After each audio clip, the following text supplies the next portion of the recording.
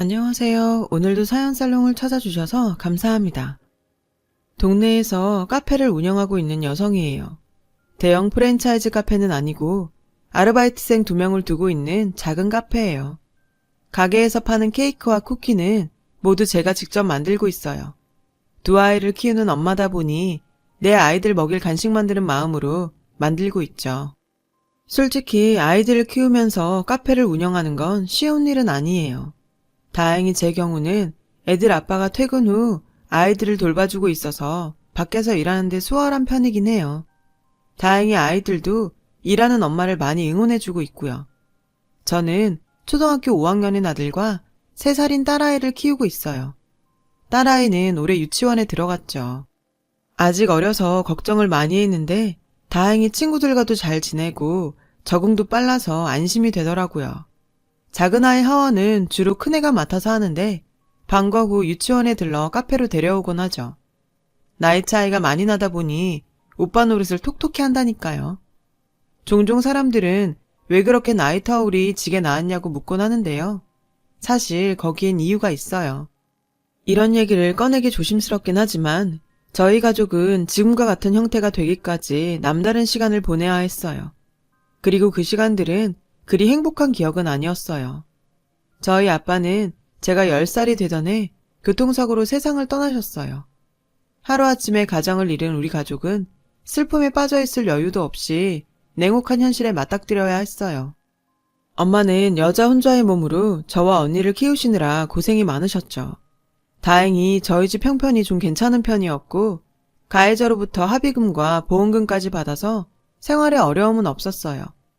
가장은 이렇지만 드라마에 나오는 것처럼 하루아침에 집안 형편이 나빠지거나 하는 일은 없었어요.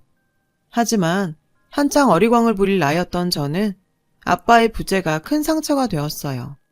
중학생이던 언니는 큰딸이라 그런지 엄마 곁에서 씩씩하게 장례 절차도 돕고 집안일도 도우며 장녀 노릇을 톡톡히 해냈어요.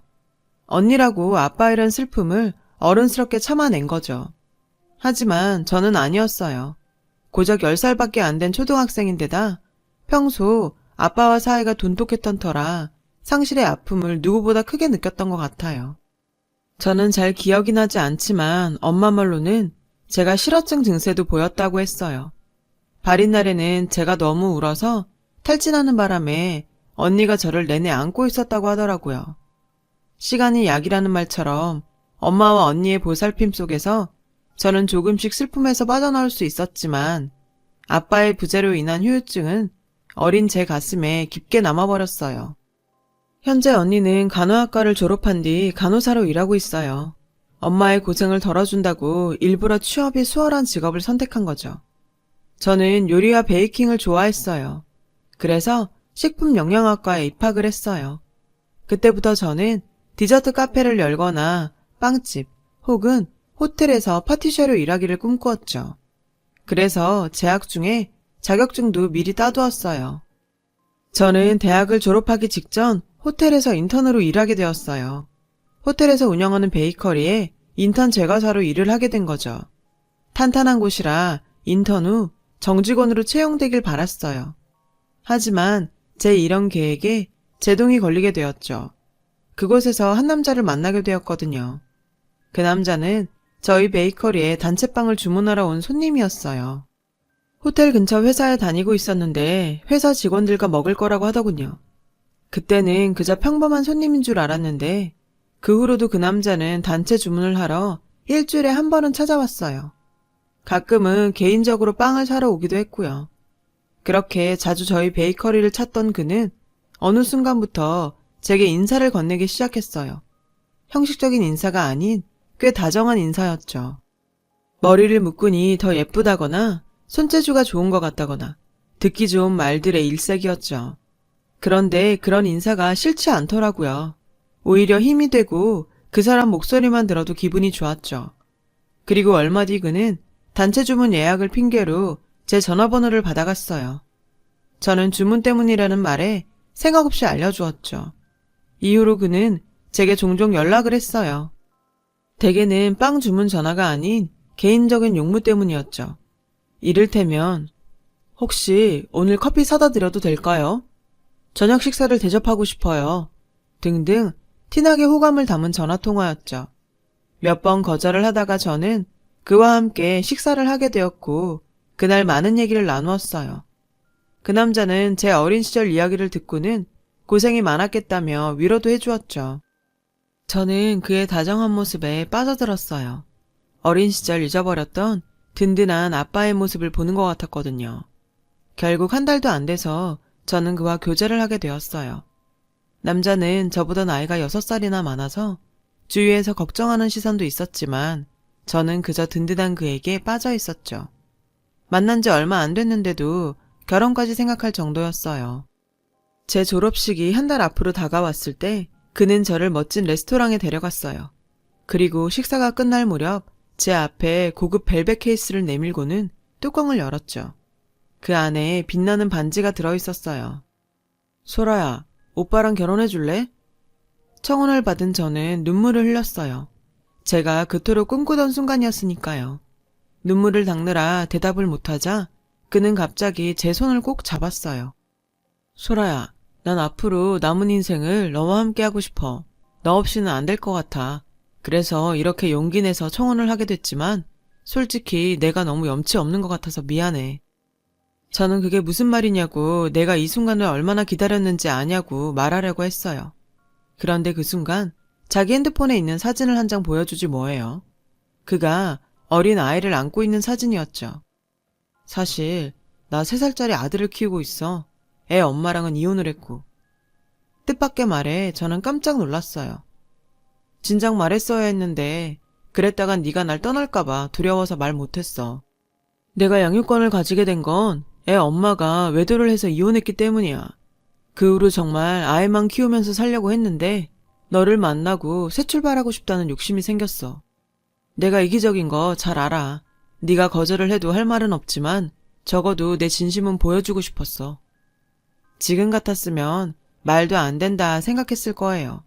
다시 생각해본다고 했겠죠.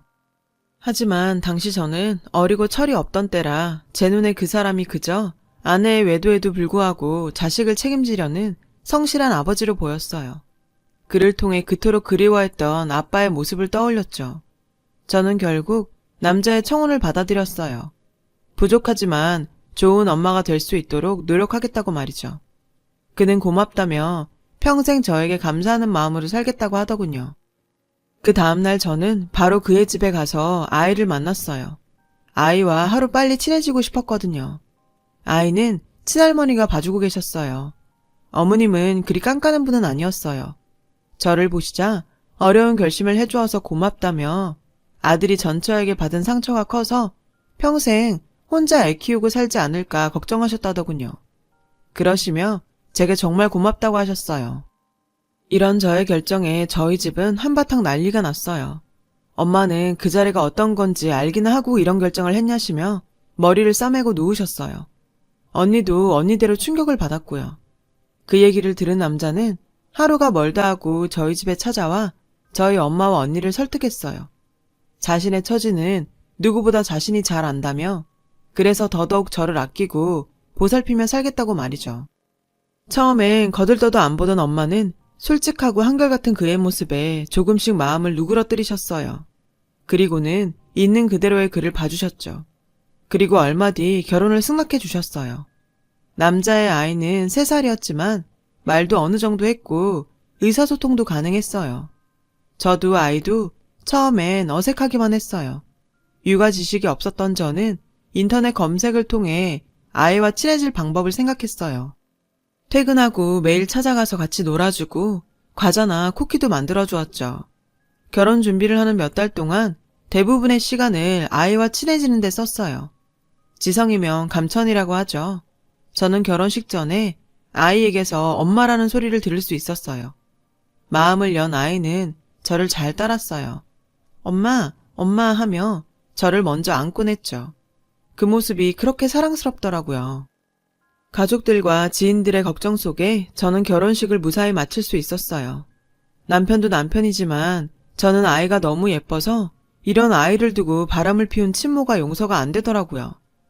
저는 남편과 아이가 살던 집에 들어가 신혼살림을 시작했어요. 베이커리에서는 인턴 기간이 끝나고 정직원으로 전환을 시켜준다고 했지만 저는 육아를 위해 일을 그만두었어요. 지금 생각해보면 참 바보 같은 짓이었죠. 하지만 당시엔 그만큼 아이가 좋았고 꿈꾸던 결혼 생활에 취해 있었거든요. 아이는 날이 갈수록 제게 애착을 보였고 다른 아이들 앞에서 보란듯이 제 손을 잡아 끌며 엄마라고 부르곤 했어요. 그 모습을 보니 제 어린 시절이 떠올라 마음이 짠하더라고요. 처음에는 아이를 어색해하던 엄마와 언니도 시간이 지나다 달라지더군요. 언니는 조카 바보가 되어 아이를 위해 선물 공세를 이어갔죠. 그때까지만 해도 저는 제가 행복한 가정을 꾸리고 있다고 생각했어요. 그래서 스스로 뿌듯하기도 했죠. 하지만 그런 꿈 같은 생활은 결혼한 지 1년도 채 안 돼 무너지고 말았어요. 제가 이혼을 하게 되었거든요. 이혼 사유는 어이없게도 남편의 외도였어요. 결혼하고 7개월 정도 되었을 때 우연히 남편 핸드폰을 보게 되었어요. 그리고 그 순간 막장 드라마에는 나올 법한 상황이 전개되었죠. 남편의 핸드폰에는 하트 이모티콘으로 장식된 연락처가 있었고 그 번호로 주고받은 문자를 보니 기가 차서 말이 안 나올 지경이더라고요. 닭살 돋는 애정 표현과 음란물에 가까운 사진들로 가득했거든요. 너무나 확실한 외도 증거에 저는 곧바로 남편을 추궁했어요. 남편은 순순히 인정하더군요. 미안해. 집에서 육아에 빠져 푸석해진 네가 더 이상 여자로 안 보여. 상상도 못한 그 말에 어이가 없어서 눈물도 안 나오더라고요. 결국 그 사람은 달콤한 말로 꼬드겨 저를 자기 아이의 보모로 부렸을 뿐이었죠. 남편을 믿었던 만큼 충격도 컸어요. 저는 몇 날 며칠을 알아누웠어요. 당장이라도 이혼을 하고 싶었지만 아이가 눈에 밟히더라고요. 그 사이 아이와 정이 많이 들어 쉽게 떼어낼 수 없었거든요. 그래서 소가리를 하며 몇 주를 견뎠어요. 그러다 결국 언니한테 들키고 말았죠. 조카 간식 샀다고 집에 불쑥 찾아온 언니가 제 몰골을 보곤 도대체 무슨 일이냐고 추궁을 계속했고 부인을 하다 결국 울면서 언니한테 모든 사실을 말해버렸어요. 그러자 언니가 불같이 화를 내더라고요. 당장 이혼해. 내가 왜 망설이는지 알지만 그래도 헤어지는 게 맞아. 난 내가 그 자식이랑 한 집에 사는 꼴 절대 못 본다고. 딴 거 걱정하지 마. 일단 네 걱정만 하라고. 변호사 알아봐 줄 테니까 그 자식한테 위자료 제대로 받고 여기서 그만 끝내. 언니는 정말 다음날 병원에 휴가를 내고 제 이혼 소송을 위해 뛰어다녔어요. 뒤늦게 사실을 알게 된 엄마는 땅을 치시며 후회하셨죠. 그때 끝까지 말렸으면 이런 일은 없었을 거라면서 당신 잘못이라고 목 놓아 우셨어요. 저로 인해 엄마와 언니가 힘들어하는 모습을 보자 그동안 내가 얼마나 무르게 살았는지 알겠더라고요. 그래서 마음 독하게 먹고 이혼 소송을 진행했어요. 남편이 유책 배우자였기 때문에 위자료를 받고 이혼할 수 있었어요. 하지만 제게 양육권이 없었기에 아이와는 이별을 할 수밖에 없었죠. 이혼이 성립되고 제가 집을 나오던 날 아이가 저한테 매달리며 자기도 엄마 따라 가겠다고 엉엉 우는데 어찌나 마음이 아프던지 눈물을 참느라 아이와 작별 인사도 제대로 못하고 서둘러 집을 나와야 했어요. 결혼을 하고 직장을 그만둔 상태여서 1년 만에 다시 직장을 구해 일을 시작했어요. 호텔로 돌아가지는 못하고 동네에 있던 빵집에 취직을 하게 되었죠. 저는 한동안 우울증에 시달려야 했어요. 한때는 일상생활이 힘들 정도였어요. 악몽도 자주 꾸고 툭하면 울기도 했죠. 그런 제 모습을 보던 언니는 심리상담을 권유했어요. 처음에는 사양했는데 점점 심해져서 결국 상담을 받게 되었어요. 1대1 상담도 받고 때로는 그룹 상담도 받았어요. 처음엔 도움이 될까 했는데 어느 순간부터 속마음을 터놓게 되면서 마음속 응어리가 조금씩 풀리는 것 같았어요. 그래서 적극적으로 참여했죠. 그룹 상담을 받다가 그곳에서 한 남자를 만나게 되었어요. 저보다 4살 많은 그는 몇 년 전 친누나를 떠나보낸 뒤 지켜주지 못했다는 죄책감에 힘들어서 상담치료를 받고 있다고 했어요. 사인은 심장마비였어요. 그것도 과로로 인한 심장마비였죠. 몸 안의 장기가 엉망이었어요. 특히 소화기관은 다 망가져 있었죠. 누나의 괴로움을 알아주지 못했어요. 한동안 자괴감에 빠져서 일상생활도 힘들고 사람 만나는 것도 힘들었어요. 자포자기하는 심정으로 여기 왔는데 많은 분들의 위로에 많이 울었어요. 남자는 눈시울을 붉히며 말했어요. 그 남자는 상담을 거의 마치고 수료를 앞두고 있었어요. 짝을 지어 상담하는 시간에 저는 그와 짝이 되었고 조심스럽게 제 사연을 털어놓게 되었어요. 제 얘기를 들은 그는 제 손을 잡고 저를 안아주더군요. 그리고는 촉촉한 눈으로 제게 그러더라고요. 잘 견뎠어요. 용기 내서 이렇게 나와주어서 고마워요. 살아줘서 고마워요. 그 말에 저도 모르게 눈물이 흘렀어요. 살면서 누군가에게 이렇게 진심 어린 위로를 받게 될 줄은 몰랐거든요. 그날 우리는 연락처를 교환했고 밖에서 둘이 따로 만나기로 했어요. 그렇게 만남을 이어가다 보니 서로에게 호감을 가지게 되었고 자연스럽게 연애를 하게 되었죠. 사실 조금 두려웠어요. 이번에도 상처를 받게 되면 어쩌나 두려웠거든요. 하지만 평생을 남자에 대한 트라우마를 안고 살 수는 없다는 생각이 들었어요. 그래서 용기를 내어보기로 했죠. 그는 절 많이 배려해 주었어요. 이전의 아픔을 다 지울 수 있을 만큼이요. 그리고 1년이 거의 다 되어갈 무렵 저는 그에게 청혼을 받았어요. 그런데 그가 뜻밖의 말을 꺼내지 뭐예요. 부탁하고 싶은 게 있어. 누나가 죽기 전에 남긴 아이가 있거든. 지금은 누나 전 남편이 키우고 있는데 자기만 허락한다면 내가 키우고 싶어. 강요하는 건 아니야. 네가 원하지 않으면 우리 부모님이 키우셔도 돼. 애 얼굴도 안 보여줘서 부모님이 상심이 크거든. 그래서 조카를 데려오려고 소송을 할 생각이야. 그러자면 법정 공방도 있을 테고 많이 소란스러워질 거야. 난 자기가 그걸 이해해줬으면 하는 마음에서 얘기하는 거야. 미안한 마음에 힘겹게 얘기하는 그를 보니 제 마음도 편치 않았어요. 당연히 해야지. 엄연히 손주인데 얼굴도 못 보고 사는 게 말이 돼? 소송 당장 진행해. 나도 도울게.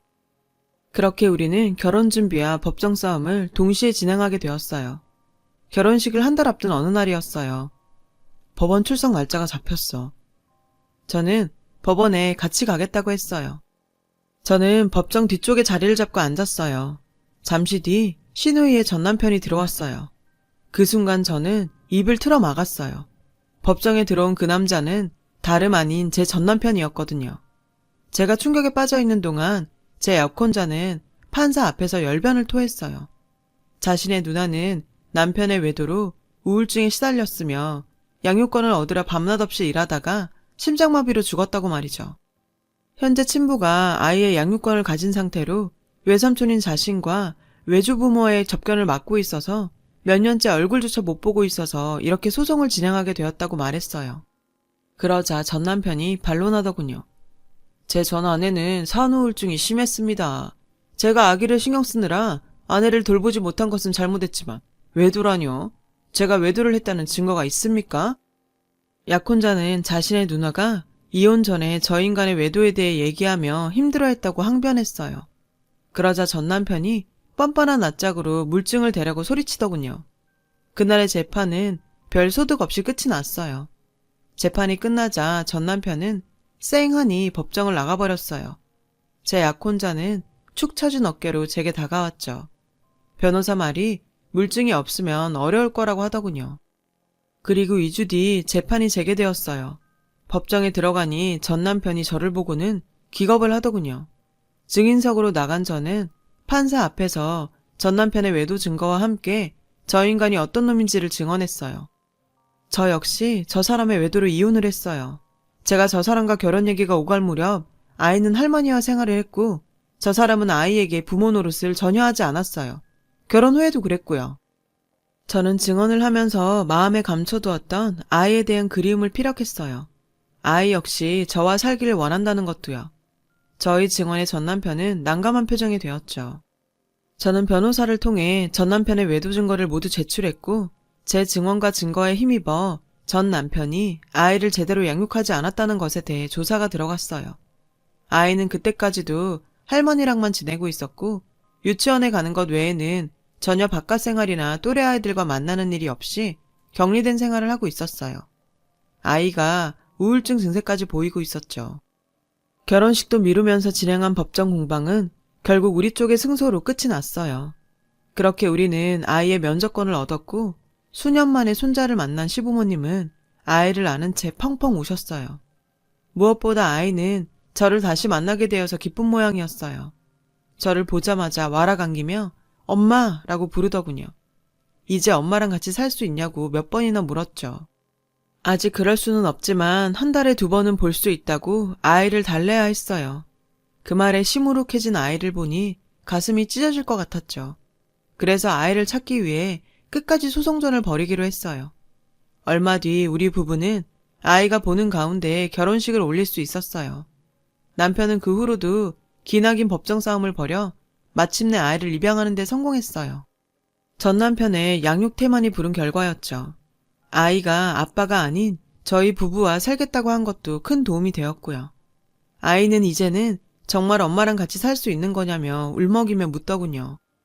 저는 앞으로 절대 헤어지지 않을 거라고 말하고는 아이를 안고 펑펑 울었어요. 자기를 버리고 떠났던 저를 엄마라고 받아주는 이 아이를 평생 아끼고 사랑해야겠다고 생각하면서요. 시간이 흘러 현재 우리 집은 식구가 늘어서 4식구가 되었어요. 그 사이 제가 딸아이를 낳았거든요. 우리 아이들은 여느 집 아이들처럼 밝고 명랑한 아이로 자라고 있어요. 카페를 하는 저를 대신해 여동생도 얼마나 잘 챙기는지. 우리 아들이 아니었다면 저는 지금처럼 밖에서 일을 할 수 없었을 거예요. 제게는 세상 둘도 없는 든든한 아군이죠. 우리 가족은 엄청난 시련을 겪어서야 지금의 행복한 삶을 얻을 수 있었어요. 앞으로도 크고 작은 시련들이 수시로 닥치겠지만 그래도 온 가족이 똘똘 뭉쳐서 잘 헤쳐나갈 거예요. 저의 사연을 들어주셔서 감사드려요. 여러분도 사랑하는 가족과 함께 오늘도 행복하시길 바랍니다. 여러분, 사연 댓글에 응원과 현명한 조언 부탁드려요. 좋아요와 구독은 저에게 큰 힘이 됩니다. 오늘도 좋은 일 가득하세요.